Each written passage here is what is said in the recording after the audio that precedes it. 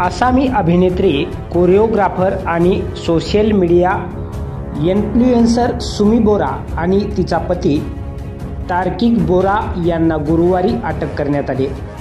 कोट्यावधी रुपयांच्या online stock trading घोटाळ्यात ते स्पेशल टास्क फोर्स म्हणजेच STFला हवे होते। एका पोलीस अधिकाऱ्यानं सांगितलं की STFनं दोघांनाही ताब्यात घेतलंय। या प्रकरणातील मुख्य आरोपी 22 वर्षीय विशाल फुकन याच्या अटकेनंतर दाम्पत्य आणि इतर 4 जणांना नोटीस बजावण्यात आली होती, मात्र ते पोलिसांसमोर हजर झाले नव्हते।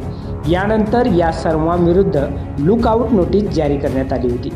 अभिनेत्रीने काही स्थानिक चॅनल्सना व्हिडिओ मेसेज पाठवून दावा केला होता की ती आत्मसमर्पण करत पोलिसांना पूर्ण सहकार्य करणार आहे।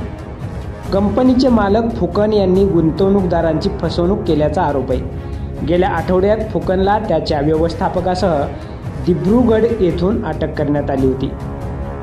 गुन्हे अन्वेषण विभागाने या प्रकरणाचा तपास हाती घेतला आणि विशेष तपास पथक म्हणजे SIT स्थापन केली आहे।